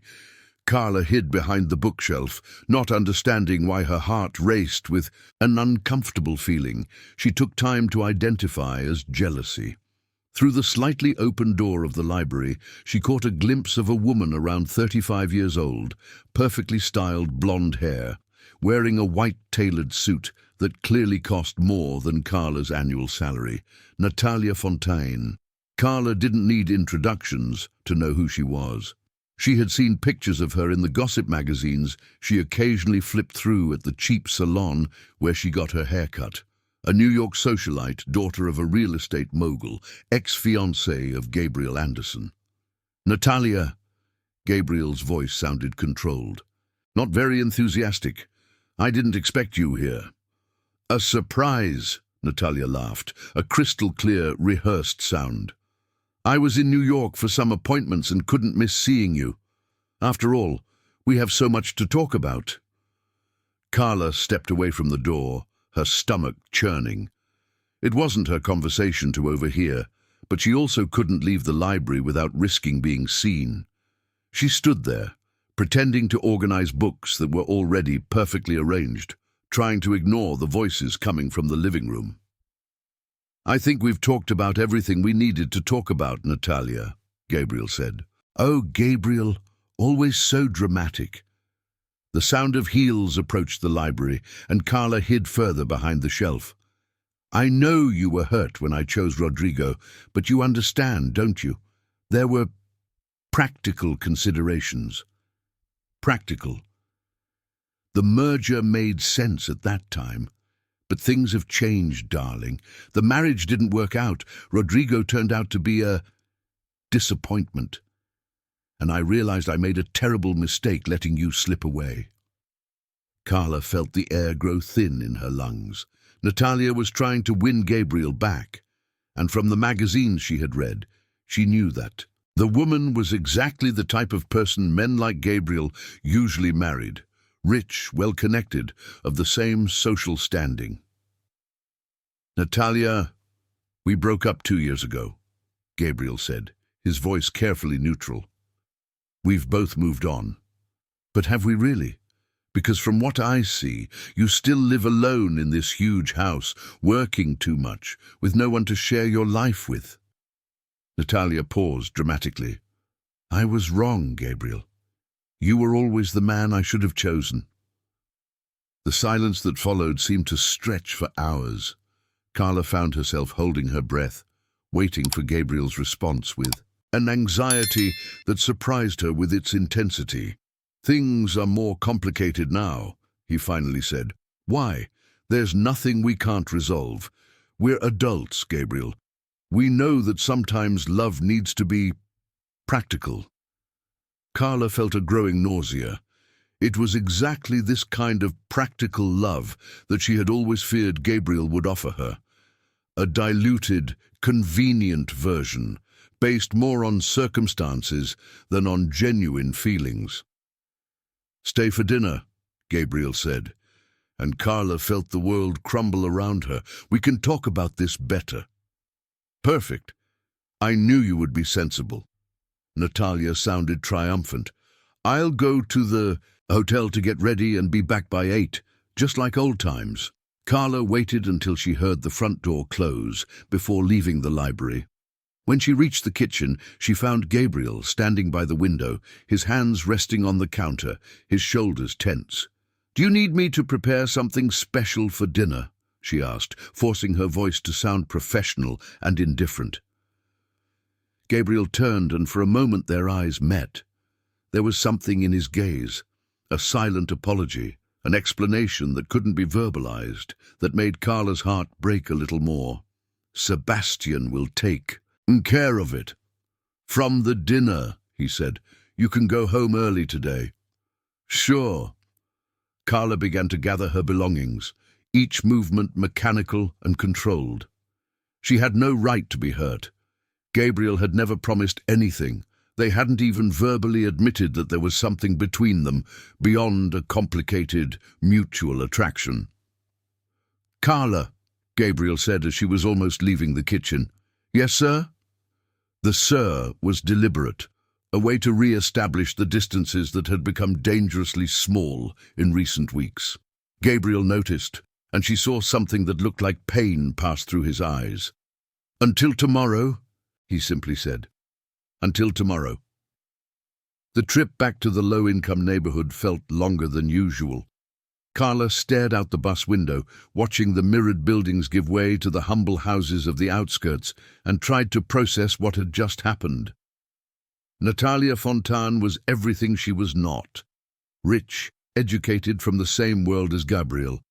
It made sense that he would consider going back to her. It made sense that he would choose a life without complications, without socially awkward explanations, without the burden of a woman living in a low-income neighborhood with a 7-year-old daughter. "Mommy!" Lily ran into her arms as soon as she got home. "You got home early. Can we go to the playground?" Carla hugged her daughter tightly, breathing in the scent of children's shampoo and innocence. "Of course, sweetheart. Let's go to the playground." While Lily played in the small community playground, Carla sat on a bench and watched her daughter interact with other children. Lily laughed loudly as she slid down the slide, completely oblivious to the adult dramas that dominated her mother's thoughts. "Are you okay?" Mrs. Johnson sat down beside her, noticing Carla's thoughtful expression. "I am." "Liar." Mrs. Johnson smiled kindly. "I've known you for years, girl. What happened?" Carla hesitated, then decided she needed to vent to someone. "I think I've become emotionally involved with my boss." "And why is that bad?" "Because he's not for me. His ex-fiancée showed up today, rich, beautiful, from his world. I saw how he treated her, and I realized I was deluding myself thinking there could be something real between us." Mrs. Johnson watched her for a long moment. "Carla, can I ask you a question?" "Sure." Has this man ever done anything to make you feel inferior? Treated you poorly? Disrespected you in any way? Carla thought about the question. No. In fact, he always treats me with more respect than any other boss I've had. And does he show genuine interest in you and Lily? Yes, but then why are you so convinced that he can't truly love you? The question caught Carla off guard. Because men like him don't fall in love with women like me. According to whom? Magazines, society, or your own fear? Mrs. Johnson stood up. Carla, my daughter, you are an extraordinary woman, hard-working, honest, a dedicated mother, beautiful, intelligent. If this man can't see that, the problem is his, not yours. But before you give up, are you sure he doesn't see? That night, after Lily fell asleep, Carla stayed awake, thinking about Mrs. Johnson's words. There were moments when Gabriel looked at her in a way that made her feel like the most special woman in the world. There was the kindness with which he treated Lily, the genuine interest in her opinions, the way he had cared for them when Lily got sick. But there was also the reality of Natalia Fontaine in his house at that very moment, probably convincing him that returning to the known and safe world was the wisest choice. Carla closed her eyes and tried to prepare for the possibility that the next morning Gabriel would announce that he was engaged again, and she tried to convince herself that she would be able to smile and congratulate him, as a professional employee should. But deep down in her heart, a small, stubborn part still hoped that Mrs. Johnson was right, that maybe, just maybe, Gabriel could see in her everything she had begun to see in herself through his eyes. Friday morning arrived, laden with rain and apprehension. Carla woke up with a knot in her stomach that she couldn't undo even after coffee with Lily. The girl chattered excitedly about the school's Christmas presentation, but Carla could barely pay attention, her mind obsessively focused on the penthouse in the business district and what she would find there. The trip to work felt shorter than usual, as if the universe was conspiring to speed up the moment she feared the most. When she arrived at the building, she greeted Antonio, the doorman, with a distracted wave and took the elevator up with her, heart racing. Sebastian greeted her at the door with an expression she couldn't decipher. There was something between sympathy and concern in his eyes. "Good morning, Carla. How is Lily?" "Well, thank you. And how was dinner last night?" Sebastian hesitated for a fraction of a second. "Mr. Anderson is in the office. I think he would like to speak with you." The careful tone of the butler confirmed Carla's worst fears. Gabriel wanted to talk to her, probably to explain that he had rekindled his engagement with Natalia, perhaps to inform her that things would return to normal professionally, that the closeness of the last few weeks had been a mistake that would not be repeated. Carla prepared the coffee with trembling hands, spilling a few drops on the counter, something that hadn't happened in months. She took a deep breath 3 times before knocking on the office door. "Come in," said Gabriel's familiar voice. He was standing by the window, still in a dark robe, his hair slightly disheveled as if he hadn't slept well. When he turned to greet her, Carla saw something in his eyes that surprised her. It was not the satisfaction of a man who had found a lost love, but rather a deep sadness and fatigue that she recognized well. "Good morning," she said, placing the tray on the table. The table. "Good morning, Carla. Please, have a seat." "I prefer to stand, sir." The "sir" again, creating distance. Gabriel noticed, and she saw his hands clench into fists for a moment. "Carla, about yesterday—" "You don't need to explain anything," she interrupted quickly. "Your personal life is none of my business. I'm just your employee." "No," Gabriel said, his voice firmer than she expected. "You are not just my employee, and we both know that." Carla felt the ground shift beneath her feet. "Mr. Anderson, I definitely broke up with Natalie last night," he said, the words coming out abruptly, as if it had been difficult to say them. The silence that followed was deafening. Carla stared at him, trying to process what she had heard. "You broke up?" "Yes." Gabriel ran his hand through his hair in a gesture of nervousness that she already knew well. "She offered me everything any man in my position should want. Stability, social convenience, a life without complications, and I said no." "Why?" Gabriel looked directly at her, and the intensity in his eyes made Carla's heart race dangerously. "Because I found out that a life without complications is a life without you and Lily, and that is not a life I want to live." The words hit Carla like a wave, knocking down all the defenses she had built during the sleepless night. "Gabriel, I know it's crazy," he continued, starting to pace back and forth in the office. "I know we come from different worlds, that there are huge practical obstacles ahead. I know you have every right to doubt my intentions after how I behaved when Natalie showed up. You didn't behave badly." "I did." His voice came out louder than normal, laden with frustration at himself. "I let you believe, even if for a few hours, that I could choose the convenient life instead of the life I really want. That I could choose the woman society expects me to marry instead of the woman I fell in love with." The confession hung in the air between them. Carla felt tears beginning to sting her eyes. "Gabriel, this is impossible. Why is it impossible?" He stopped in front of her, close enough for her to feel the warmth radiating from him. "Because I'm rich and you're not? Because I come from a family of businessmen and you work as a domestic employee? Because you think you don't deserve to be loved for who you are? Because you're going to get tired of me?" The words came out like a scream, laden with all the insecurity and fear Carla had accumulated over her life. "Because when the novelty wears off, when you realize that having a woman like me in your life means constant explanations, judgmental looks, loss of social status, you're going to regret it." "And you think I'm that superficial?"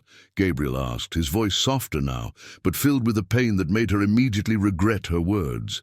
"No," she admitted in a whisper, "but I'm scared. I'm very scared." Gabriel reached out and gently touched her face, as he had done in the library weeks ago. This time, she didn't pull away. "I'm scared too," he confessed. "Scared of not being good enough for you and Lily. Scared that my world would hurt both of you. Scared that you see me as just another rich man who thinks he can buy anything." The tears finally streamed down Carla's face. "I don't see you that way, not anymore." "Then give me a chance," Gabriel pleaded, wiping her tears with his thumb. "Give us a chance. I'm not asking for an answer now. I'm not pushing for anything specific. I just want the opportunity to prove that what I feel for you is real." Carla closed her eyes, feeling the gentle touch of his hands on her face, trying to find courage somewhere inside herself. When she opened them again, she saw Gabriel waiting with a vulnerable expression that completely contradicted the image of the ruthless businessman in the newspapers. "What if it goes wrong?" she asked. "What if it goes right?" The simple question completely disarmed her. Carla realized that she had spent so much time protecting herself from the possibility of getting hurt that she had forgotten to consider the possibility of being happy.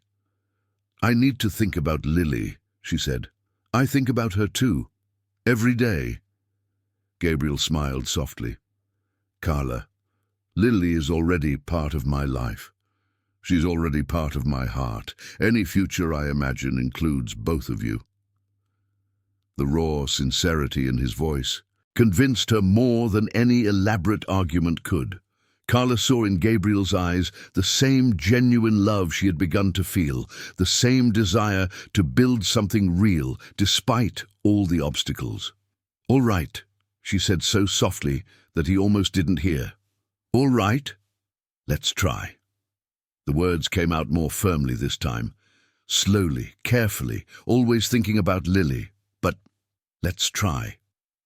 The smile that lit up Gabriel's face was like the sunrise. He moved closer, and for a moment Carla thought he would kiss her. Instead, he enveloped her in a careful embrace, as if she were made of porcelain. "Thank you," he murmured against her hair, "for giving me this chance, for trusting me." Carla allowed herself to relax in his arms, feeling for the first time in years that maybe she didn't have to carry everything alone. "Thank you for insisting, for not giving up when I was being stubborn." They slowly separated, but Gabriel kept his hands on her shoulders. "How do we tell Lily?" The practical question brought her back to reality, but this time not with anxiety, with hope. "Slowly. We let her get used to your presence first. She already likes you. A lot. And I like her more than I thought possible." Carla smiled, feeling something light and effervescent spreading through her chest. "She's going to go crazy with joy." "Joy?" "We have time," Gabriel said, kissing her forehead tenderly. "We have all the time in the world to do this right." And for the first time since she had met Gabriel Anderson, Carla believed that maybe they really did. Perhaps love was possible between two people from different worlds, as long as they were willing to build a bridge between those worlds together.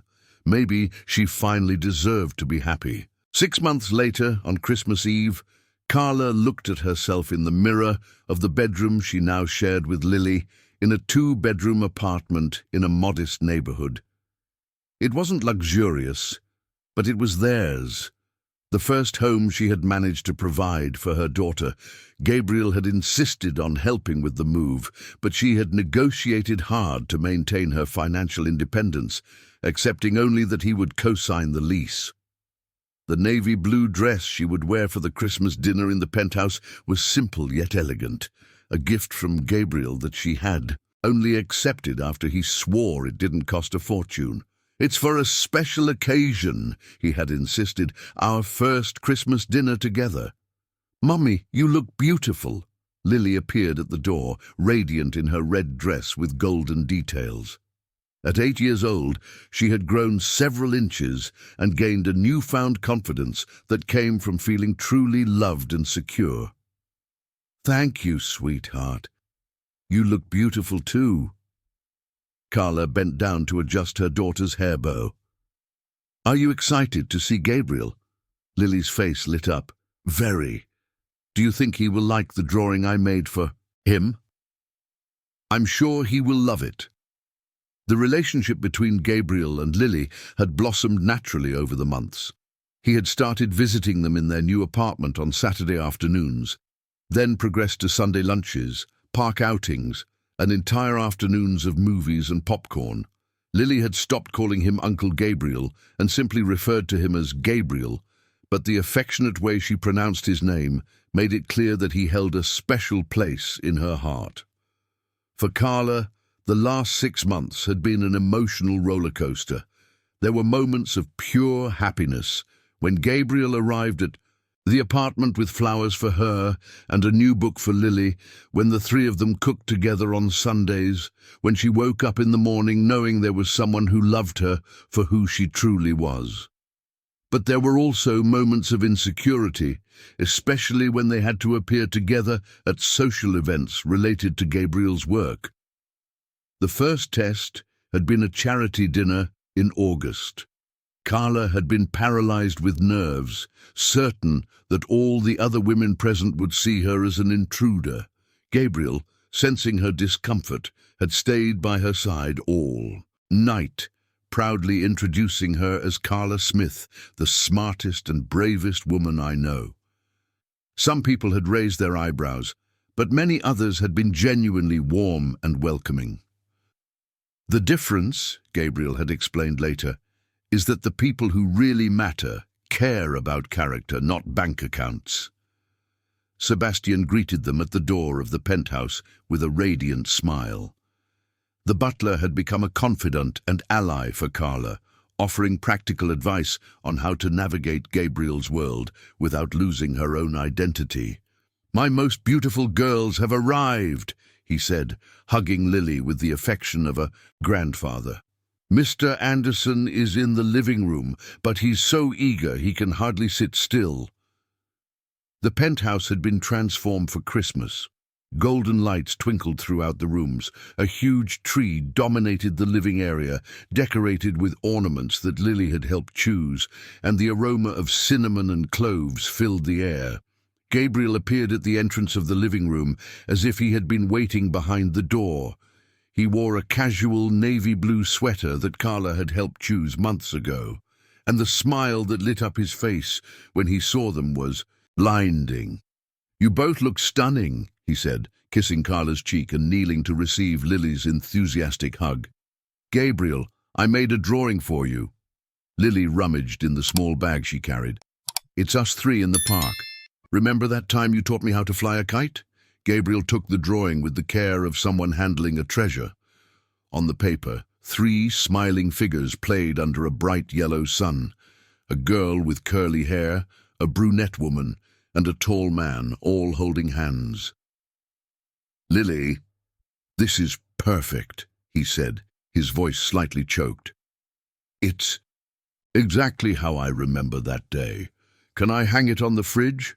You can hang it on the wall of my study, right where everyone can see it." As Gabriel took Lily to show her the Christmas tree, Carla watched the two interact with a warmth in her chest that had become familiar. Gabriel listened to every word Lily said with total attention, answered her endless questions with infinite patience, and clearly delighted in the girl's vibrant personality. "They look so much alike sometimes," Sebastian murmured beside her. "What do you mean?" "The way they both get excited about, simple things, how they pay attention to the details, how you two have completely changed him." It was true. The Gabriel that Carla knew now laughed louder, relaxed more easily, and had developed a surprising capacity for spontaneous adventures. The previous month, he had shown up at their apartment one Saturday afternoon with a picnic basket, insisting that they needed to explore Central Park like tourists. The dinner was perfect. Sebastian had prepared a feast that managed to be both elegant and cozy at the same time. Lily chattered about school, her friends, and her plans for the holidays, while Gabriel and Carla took turns answering her questions and exchanging knowing glances. After dinner, it was time for presents. Gabriel had insisted they wanted to keep everything simple, but Carla knew that his definition of simple had expanded considerably since Lily had entered his life. For Lily, there was a kit with professional art that made her scream with joy, and a doll she had mentioned wanting months ago that Gabriel had secretly ordered. For Carla, a set of books by Clarice Lispector in special editions that she knew he had imported, and a delicate silver bracelet with a star-shaped charm. "Because you brought light to my life," he explained as he placed the bracelet on her wrist. Carla and Lily's gifts for Gabriel were more modest. Lily had made a photo album of the best moments from the past few months, and Carla had embroidered a handkerchief with their initials, but the way Gabriel received each gift, as if they were the most valuable treasures in the world, showed that he had learned that value was not measured in money. After Lily fell asleep on the sofa watching a Christmas movie, Gabriel and Carla settled on the penthouse balcony, watching. The city lights spread below like earthly stars. "It has been quite a year," Gabriel said, wrapping his arm around her shoulders. "It really has." Carla snuggled against him, still amazed at how much her life had changed. "Gabriel? Thank you." "For what?" "For insisting, for not giving up when I was being difficult, for showing me that I deserved to be loved." Gabriel kissed her softly, a kiss that spoke of future promises and a love that had grown stronger through every obstacle overcome. "Thank you for teaching me what really matters in life," he said against her lips, "for giving me a real family." They stayed there for a long time, watching the city sleep below, Lily breathing softly on the sofa behind them.